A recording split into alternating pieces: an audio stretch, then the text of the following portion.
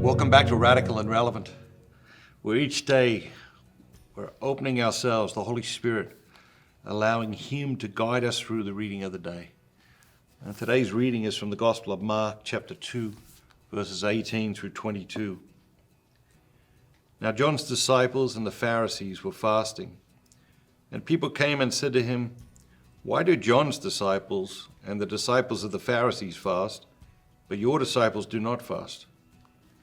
And Jesus said to them, "Can the wedding guests fast while the bridegroom is with them? As long as they have the bridegroom with them, they cannot fast. The days will come when the bridegroom is taken away from them, and then they will fast in that day. No one sews a piece of unshrunk cloth on an old garment. If he does, the patch tears away the new from the old, and a worse tear is made. And no one puts new wine into old wineskins. If he does, the wine will burst the skins, and the wine is lost, and so are the skins. But new wine is for fresh skins." Is there a word or phrase or an idea that captured your imagination today, that the Holy Spirit used to focus you in on the gospel? Again, we hear these gospels over and over again in our lives. And the concept of having a word or a phrase or an idea to focus in on is because they're unlimited. We could read the same reading 100 times today, looking for a different word or a different phrase or a different idea, allowing the Spirit to guide us, and the Spirit would guide us to something different. Today's reading begins, with John's disciples and the Pharisees' disciples fasting. And of course, people questioning Jesus, "Hey, why aren't your disciples fasting?" At the core, what is this about? What is the core human behavior that we're witnessing here?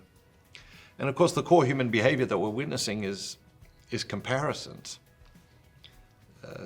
We see it in our own lives, right? People comparing themselves to other people comparing their experiences to other people, all the social media. That's a whole world of comparison, right? Whether we're aware of it or not, psychologically, there's something that goes on that we begin to compare ourselves and our experience of life to other people's.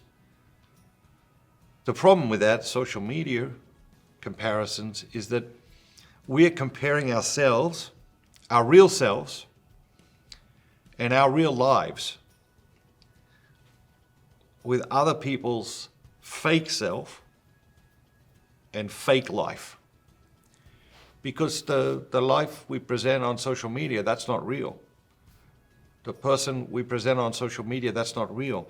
Not even because we're trying to present something that's false or fake. Just, if nothing else, because it is incomplete. Because it's like we're showing a highlight reel of our lives.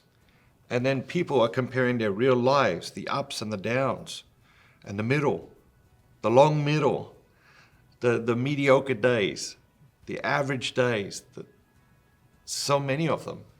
And then they're comparing it to somebody else's highlight reel, and then what happens?